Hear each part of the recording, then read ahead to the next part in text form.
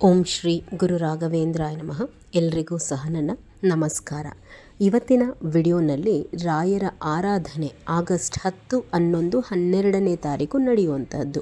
ಈ 10ನೇ ತಾರೀಕಿಗೆ ಕೊನೆ ಆಗೋ ಹಾಗೆ ಮಾಡುವಂತಹ ರಾಯರ 11 ದಿವಸಗಳ ಒಂದು ವ್ರತದ ಬಗ್ಗೆ ನಿಮಗೆ ಸಂಪೂರ್ಣವಾದಂತಹ ಮಾಹಿತಿಯನ್ನು ಕೊಡ್ತೀನಿ. ಯಾವತ್ತಿನಿಂದ ನೀವು ಪ್ರಾರಂಭ ಮಾಡ್ಕೋಬೇಕು ಇದನ್ನು ಅಂತಂದರೆ ಜುಲೈ 31ನೇ ತಾರೀಕು ನೀವು ಪ್ರಾರಂಭ ಮಾಡ್ಕೋಬೇಕು. ಗುರುವಾರದ ದಿವಸ ಮಾಡಿಕೊಂಡ್ರೆ ಪ್ರಾರಂಭ. ಆಗಸ್ಟ್ 10ನೇ ತಾರೀಕಿಗೆ 11 ದಿವಸಗಳು ಇದು ಮುಗಿಯುತ್ತೆ. ನಾನೀಗ ಆಲ್ರೆಡಿ ರಾಯರ ಆರಾಧನೆಗೆ ಸಂಬಂಧಪಟ್ಟಂತೆ 9 ವಾರದ ವ್ರತ ಮತ್ತು 11 ಗುರುವಾರದ ವ್ರತ ಮಾಡೋ ಅಂತಹದ್ದು ವಿಡಿಯೋ ಹಾಕಿದ್ದೀನಿ. ಯಾರೆಲ್ಲ ಈ ವ್ರತವನ್ನು ಮಾಡ್ತಾ ಇದ್ದೀರಾ ಅಂತಹವರು ಈ ಪೂಜೆಯನ್ನು ಮಾಡೋದು ಬೇಡ. ಯಾರೆಲ್ಲ ಕಾರಣಾಂತರಗಳಿಂದ ಮಾಡಲಿಕ್ಕಾಗಿಲ್ಲ, ಮಾಡಬೇಕು ಅಂದ್ಕೊಂಡವರಿದ್ರಿ, ಇದನ್ನು ದಯವಿಟ್ಟು ಮಾಡಿ. ಏಕೆಂದರೆ ನೀವು ರಾಯರ ಬೇರೆ ವ್ರತಗಳನ್ನೆಲ್ಲ ಮಾಡೋದಕ್ಕೆ ನಿಮಗೆ ವರ್ಷ ಪೂರ್ತಿ ಸಮಯ ಸಿಗುತ್ತೆ.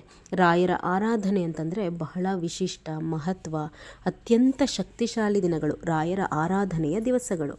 ಅದರ ಹಿಂದೆ ಮಾಡೋವಂತಹ ಈ ವ್ರತಗಳೇನಿರುತ್ತೆ ಖಂಡಿತ ಬೇಗ ಫಲ ಕೊಟ್ಟು ನಿಮ್ಮ ಮನೆಯ ಕಷ್ಟಗಳನ್ನು ಸಹ ಕಳೆದು ನಿಮ್ಮ ಇಷ್ಟಾರ್ಥಗಳನ್ನು ಈಡೇರಿಸೋದಕ್ಕೆ ನಿಮಗೆ ಸಹಾಯ ಮಾಡುತ್ತೆ. ಈ ವ್ರತದ ಬಗ್ಗೆ ಹೇಳುವಂತಹದ್ದಾದರೆ ಗಂಡಸರು ಮತ್ತು ಹೆಂಗಸರು ಯಾರು ಬೇಕಾದರೂ ಈ ವ್ರತವನ್ನು ಮಾಡಬಹುದು.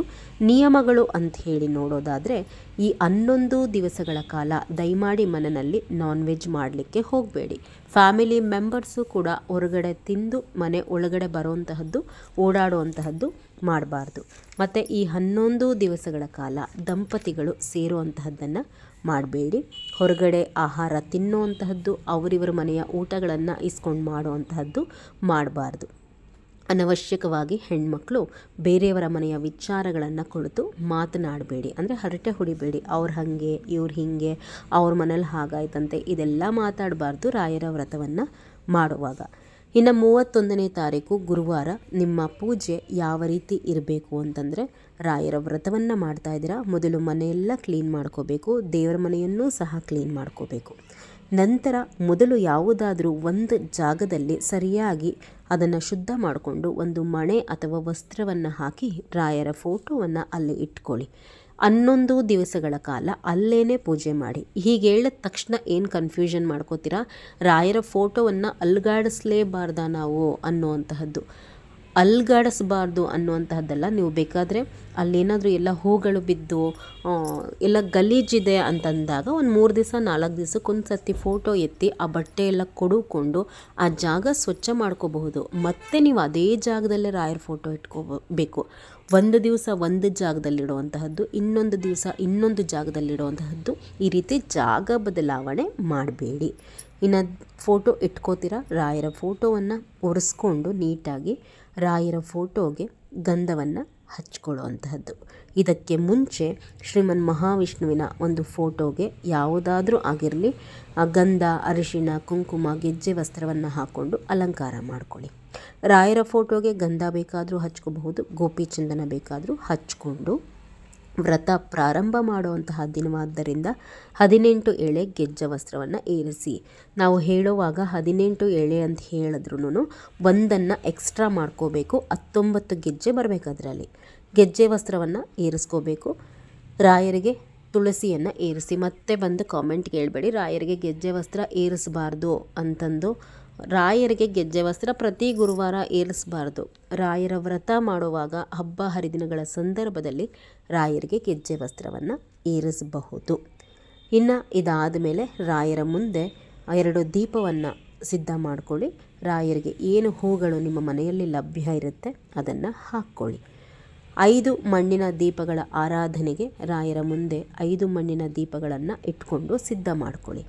ಅಂದರೆ 5 ಹೊಸ ಮಣ್ಣಿನ ದೀಪಗಳನ್ನು ತಗೊಂಡು ಬಂದು ಪ್ರತಿ ದೀಪಕ್ಕೂ ಅರಿಶಿಣ ಕುಂಕುಮ ಹಚ್ಚಿ ಒಂದೊಂದು ಹೂ ಇಟ್ಟು 2 ಹೂ ಬತ್ತಿಗಳನ್ನು ಹಾಕಿ 1 ಸ್ಪೂನ್ ತುಪ್ಪ ಹಾಕಿ ತಟ್ಟೆಲಿ ಬೇಕಾದರೂ ಹಚ್ಚಿ, ಕೆಳಗಡೆ ಬೇಕಾದರೂ ಹಚ್ಚಿ. ತಟ್ಟೆಲಿಟ್ಟವರು ಬೆಳಗಲಿಕ್ಕೆ ಹೋಗಬೇಡಿ. ರಾಯರ ಫೋಟೋ ಬಲಭಾಗಕ್ಕೆ, ಅಂದರೆ ನೀವು ವ್ರತವನ್ನು ಪ್ರಾರಂಭ ಮಾಡ್ತಾ ಇರೋದ್ರಿಂದ ರಾಯರ ಫೋಟೋ ಬಲಭಾಗಕ್ಕೆ ಗಣಪತಿಯನ್ನು ಪ್ರತಿಷ್ಠಾಪನೆ ಮಾಡ್ಕೋಬೇಕು.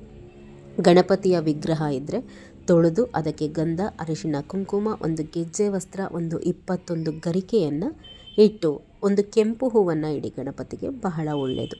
ನಮ್ಮ ಮನೆಯಲ್ಲಿ ವಿಗ್ರಹ ಇಲ್ಲ ಗಣಪತಿದು ಅಂತಂದರೆ ಅರಿಶಿಣದ ಗಣಪತಿಯನ್ನು ಮಾಡ್ಕೊಳ್ಳಿ. ಒಂದು ಹೊಸ ಪ್ಯಾಕೆಟ್ ಅರಿಶಿಣದ ಪ್ಯಾಕೆಟನ್ನು ತೊಗೊಂಬಂದು ನಿಮ್ಮ ಅಂಗೈಯಲ್ಲಿ ಎಷ್ಟು ಬೇಕೋ ಅಷ್ಟು ದಪ್ಪ ಉಂಡೆ ಮಾಡಿಕೊಳ್ಳಿಕ್ಕೆ ಸ್ವಲ್ಪ ನೀರು ಹಾಕ್ಕೊಂಡು ಆ ಅರಿಶಿಣವನ್ನು ಕಲಿಸ್ಬಿಟ್ಟು ಅದನ್ನು ಗಣಪತಿ ಅಂತ ಹೇಳಿ ಭಾವಿಸಿ, ಅಂದರೆ ಅದಕ್ಕೆ ಕುಂಕುಮ ಎಲ್ಲ ಇಟ್ಟು ಗಣಪತಿ ಅಂತ ಹೇಳಿ ಭಾವಿಸ್ಬಿಟ್ಟು ಆ ಗಣಪತಿಯ ಎದುರಿಗೆ ಒಂದು ಉಂಡೆ ಬೆಲ್ಲವನ್ನು ನೈವೇದ್ಯವಾಗಿ ಸಮರ್ಪಣೆ ಮಾಡಿ ಗಣಪತಿಯನ್ನು ಪ್ರಾರ್ಥನೆ ಮಾಡಿಕೊಳ್ಳಿ. ಏಕೆಂತಂದರೆ ನಿಮ್ಮ ವ್ರತ ಸಾಂಗವಾಗಿ 11 ದಿವಸಗಳ ಕಾಲ ಯಾವುದೇ ಅಡ್ಡಿ ಇಲ್ಲದಲೇ ನೆರವೇರಿ ಆ ಸಂಕಲ್ಪ ಏನಿದೆ ಅದನ್ನು ಈಡೇರಿಸೋದಕ್ಕೆ ನಿಮ್ಮ ಆಶೀರ್ವಾದನೂ ಸಹ ಬೇಕು ಅಂತ ಹೇಳಿ ಗಣಪತಿಯಲ್ಲಿ ಪ್ರಾರ್ಥನೆ ಮಾಡಿಕೊಳ್ಳುವಂಥದ್ದು. ಇದಾದ ಮೇಲೆ ನಿಮ್ಮ ಮನೆ ದೇವರು ಯಾವುದೇ ಆಗಿದ್ದರೂ 11 ರೂಪಾಯಿ ಇಟ್ಬಿಟ್ಟು ಎಲೆ ಅಡಿಕೆ ಇಟ್ಬಿಟ್ಟು ನಿಮ್ಮ ಮನೆ ದೇವರನ್ನು ಸಹ ಈ ರೀತಿ ನಾನು ಈ ವ್ರತ ಪ್ರಾರಂಭ ಮಾಡ್ತಾ ಇದ್ದೀನಿ, ನಿಮ್ಮ ಅನುಗ್ರಹ ಬೇಕು ಅಂತ ಹೇಳಿ ಪ್ರಾರ್ಥಿಸ್ಕೊಳ್ಳುವಂಥದ್ದು. ಇದಾದ ಮೇಲೆ ನಿಮ್ಮ ಮನೆಯ ಹೊರಗಡೆ ಇಡುವಂತಹ ಒಂದು ತುಳಸಿ ಗಿಡ ಏನಿದೆ ಅದರ ಪೂಜೆ ಮಾಡ್ಕೊಳ್ಳಿ. ಅರಿಶಿನ ಕುಂಕುಮ ಎಲ್ಲ ಏರಿಸಿ ಹೂ ಇಟ್ಟು ಒಂದು ದೀಪ ಹಚ್ಕೊಳ್ಳುವಂತಹದ್ದು. ಮತ್ತು ಮನೆಯ ಒಳಗಡೆ ದೇವರ ಮನೆಯಲ್ಲಿ ಏನಿಟ್ಟಿದ್ದೀರ ಆ ದೀಪವನ್ನು ಕೂಡ ಅಂಟಿಸ್ಕೊಳ್ಳಿ. ಮತ್ತು ಹರಿಯ ಮುಂದೆ ಒಂದು ಮಣ್ಣಿನ ದೀಪವನ್ನು ಇಡಬೇಕು. ಅದಕ್ಕೂ ಸಹ ತುಪ್ಪ ಹಾಕಿದ್ರೆ ಒಳ್ಳೆಯದು. ಇದಾದ ಮೇಲೆ ರಾಯರ ಫೋಟೋ ಎದುರುಗಡೆ ಏನು 2 ದೀಪವನ್ನು ಇಟ್ಕೊಂಡಿರ್ತೀರ ಅದನ್ನು ಹಚ್ಕೊಳ್ಳೋವಂತಹದ್ದು. ಇನ್ನು ಶುಭ ಸಮಯ ಅಂತ ಹೇಳಿ ನೆಕ್ಸ್ಟ್ ವಿಡಿಯೋನಲ್ಲಿ ಗುರುವಾರದ ಪೂಜೆ ಹಾಕ್ತೀನಲ್ವ ಆವಾಗ ತಿಳಿಸ್ತೀನಿ ದೀಪಗಳನ್ನು ಹಚ್ಕೊಳ್ಳೋದಕ್ಕೆ ಶುಭ ಸಮಯ ಯಾವುದು ಅಂತ ಹೇಳಿ. ದೀಪಗಳನ್ನು ಹಚ್ಕೊಳ್ಳಿ. ದೀಪ 2 ದೀಪ ಹಚ್ಚಿದ್ದಾದಮೇಲೆ ಊದುಗಡ್ಡಿ ಹಚ್ಚಿ ಧೂಪವನ್ನು ತೋರಿಸ್ಬಿಟ್ಟು ಇದಕ್ಕೆ ಮುಂಚೆ ಅಂದರೆ ರಾಯರ ಮುಂದೆ ದೀಪ ಹಚ್ಚೋದಕ್ಕಿಂತ ಮುಂಚೆ ಸಂಕಲ್ಪ ಮಾಡ್ಕೋಬೇಕು. ನಿಮ್ಮ ಬಲಗೈಯಲ್ಲಿ ಹಳದಿ ಅಕ್ಷತೆ ಮತ್ತು ಒಂದು ಹೂವನ್ನು ಇಟ್ಕೊಂಡು ನಿಮ್ಮ ಯಾವ ಇಷ್ಟಾರ್ಥ ಈಡೇರಿಕೆಗೋಸ್ಕರ ನೀವು ಈ ಪೂಜೆ ಮಾಡ್ತಾ ಇದ್ದೀರಾ ಅಂತ ಹೇಳಿ ಸಂಕಲ್ಪ ಮಾಡ್ಕೋಬೇಕು. ಇದು ರಾಯರ ಮುಂದೆ 2 ದೀಪ ಹಚ್ಚೋದಕ್ಕಿಂತ ಮೊದಲು ಸಂಕಲ್ಪ ಮಾಡ್ಕೊಳ್ಳೋವಂಥದ್ದು. ಇನ್ನು ಮಣ್ಣಿನ ದೀಪ 2 ದೀಪ ಹಚ್ಚಿದ್ದಾದಮೇಲೆ ಊದುಗಡ್ಡಿನಲ್ಲಿ ಧೂಪ ತೋರಿಸ್ತೀರ. ಅದಾದಮೇಲೆ ನೀವು ಮಣ್ಣಿನ ದೀಪ ಹಚ್ಚುವಂತಹದ್ದು. 5 ಮಣ್ಣಿನ ದೀಪ 5 ಮಣ್ಣಿನ ದೀಪ ಹಚ್ಚೋವಾಗೂ ಕೈಯಲ್ಲಿ ಮತ್ತೆ ಅಕ್ಷತೆ ಹಿಡ್ಕೊಂಡು ಪ್ರಾರ್ಥನೆ ಮಾಡ್ಕೋಬೇಕು. ಆ ದೀಪಗಳು ಬಹಳ ಶಕ್ತಿಶಾಲಿಯಾದಂತಹ ದೀಪಗಳು, ನಿಮ್ಮ ಮನೆಯ ಕಷ್ಟಗಳನ್ನು ಕಳೆಯುವಂತಹ ದೀಪಗಳು. ಹೀಗಾಗಿ ಅದನ್ನು ಹಚ್ಚೋದಕ್ಕಿಂತ ಮುಂಚೆ ರಾಯರಲ್ಲಿ ಪ್ರಾರ್ಥನೆಯನ್ನು ಮಾಡ್ಕೊಳ್ಳಿ. ನಿಮ್ಮ ಮನೆಯಲ್ಲಿ ಏನು ಕಷ್ಟ ಇದೆ ಎಲ್ಲರಿಗೂ ಅಂದರೆ ಮನೆಯ ಎಲ್ಲ ಸದಸ್ಯರಿಗೂ ಏನೇ ಕಷ್ಟ ಇದ್ದರೂ ಈ ಸಮಯದಲ್ಲಿ ಹೇಳಿಕೊಂಡು ಆ ಅಕ್ಷತೆಯನ್ನು ಆ ದೀಪದ ತಟ್ಟೆ ಅಥವಾ ಎಲ್ಲಿಟ್ಟಿರ್ತೀರೋ ಅಲ್ಲಿ ಹಾಕಿಬಿಟ್ಟು ಆ ದೀಪವನ್ನು ಹಚ್ಕೊಳ್ಳಿ. ತುಳಸಿ ಅಗ್ಗಿಸ್ಟಿಕೆಯಿಂದ ಅಥವಾ ಊದುಗಡ್ಡಿಯಿಂದ ಇಲ್ಲ ಅಂತಂದರೆ ಬತ್ತಿಗಳಿಂದ ಹಚ್ಕೋಬೇಕು. ಬೆಂಕಿ ಕಡ್ಡಿನಲ್ಲಿ ಹಚ್ಕೊಳ್ಳಿಕ್ಕೆ ಹೋಗಬೇಡಿ. ಇದಾದಮೇಲೆ ಇನ್ನು ಸ್ತೋತ್ರ ಸೇವೆಯನ್ನು ಮಾಡ್ಕೋಬೇಕು. ವಿಷ್ಣು ಸಹಸ್ರನಾಮವನ್ನು ಮೊದಲು ಪಾರಾಯಣ ಮಾಡಿ. ಮೊದಲು ರಾಯರ ಸ್ತೋತ್ರಗಳನ್ನು ಹೇಳಿ ವಿಷ್ಣು ಸಹಸ್ರನಾಮವನ್ನು ಕೊನೆಯಲ್ಲೆಲ್ಲ ಹೇಳೋದು ಮಾಡಬೇಡಿ. ಮೊದಲು ವಿಷ್ಣುವಿಗೆ ಗೌರವ ಸಮರ್ಪಣೆ. ವಿಷ್ಣು ಸಹಸ್ರನಾಮ ಸಂಪೂರ್ಣವಾಗಿ ಪ್ರತಿ ಗುರುವಾರನೂ ಅಷ್ಟೇ ಸಂಪೂರ್ಣವಾಗಿ ಓದಲಿಕ್ಕಾಗಲಿಲ್ಲ ಅಂದರೂ ಅಟ್ಲೀಸ್ಟ್ ಒಂದು 20-30 ಶ್ಲೋಕಗಳನ್ನಾದರೂ ಹೇಳ್ಕೊಳ್ಳಿ ವಿಷ್ಣು ಸಹಸ್ರನಾಮದಲ್ಲಿ. ಇದಾದ ಮೇಲೆ ರಾಯರ ಅಷ್ಟೋತ್ತರ ಹೇಳ್ಕೊಳ್ಳುವಂತಹದ್ದು. ರಾಯರ ಗಾಯತ್ರಿ ಮಂತ್ರ ಒಂದು 21 ಇಲ್ಲ 48 ಸಾರ್ತಿ ಹೇಳ್ಕೊಳ್ಳಿ. ಯಾರೆಲ್ಲ ಸಾಲ ಬಾಧೆಯಿಂದ ನರಳುತ್ತಾ ಇದ್ದೀರಾ ಅವರು ಪ್ರತಿನಿತ್ಯ ಅಂದರೆ ಈ 11 ದಿವಸಗಳ ಕಾಲ ಋಣ ಪರಿಹಾರ ಸ್ತೋತ್ರ, ರಾಯರ ಋಣ ಪರಿಹಾರ ಸ್ತೋತ್ರ ಅಂತ ಹೇಳಿ ಬರುತ್ತೆ. ಆ ಋಣ ಪರಿಹಾರ ಸ್ತೋತ್ರವನ್ನು ಒಂದು 21 ಸಾರ್ತಿ ನಿಷ್ಠೆಯಿಂದ ಹೇಳ್ಕೋಬೇಕು. ಬಹಳ ಶಕ್ತಿಶಾಲಿಯಾದಂತಹ ಸ್ತೋತ್ರ ಇದು. ಖಂಡಿತ ನಿಮ್ಮ ಕಷ್ಟವನ್ನು ಆ ಸ್ತೋತ್ರ ಕಳೆಯುತ್ತೆ. ಋಣ ಪರಿಹಾರ ಸ್ತೋತ್ರ. ಮತ್ತು ಯಾರೆಲ್ಲ ಸಂತಾನಕ್ಕೋಸ್ಕರ ಪ್ರಾರ್ಥಿಸ್ತಿದ್ದೀರಾ ಅಂದರೆ ಮಕ್ಕಳಿಲ್ಲ ಅಂತ ಹೇಳಿ ಏನಾದರೂ ಈ ವ್ರತ ಮಾಡ್ತಾಯಿದ್ರೆ ಸಂತಾನ ಗೋಪಾಲಸ್ವಾಮಿ ಅಷ್ಟೋತ್ರ ಅಥವಾ ಸ್ತೋತ್ರ ಬರುತ್ತೆ, ಅದನ್ನು ಸಹ ಹೇಳ್ಕೋಬೇಕು. ಈ ಸ್ತೋತ್ರಗಳನ್ನೆಲ್ಲ ಹೇಳ್ಕೊಂಡಾದಮೇಲೆ 2 ತುಪ್ಪದ ಬತ್ತಿಯಿಂದ ಆರತಿ ಮಾಡಿ. ನೈವೇದ್ಯಕ್ಕೆ ಏನಾದರೂ ಸಿಹಿ ಇಟ್ಟು ಹಣ್ಣುಗಳನ್ನ ರಾಯರಿಗೆ ಸಮರ್ಪಣೆ ಮಾಡಿಬಿಟ್ಟು ನೈವೇದ್ಯ ಇಟ್ಟಾದ ಮೇಲೇ ಪಂಚಾರತಿ ಮಾಡಬೇಕು. ಪಂಚಾರತಿ ಮಾಡಿಬಿಟ್ಟು ಮಹಾಮಂಗಳಾರತಿಯನ್ನು ಮಾಡಿಕೊಳ್ಳಿ.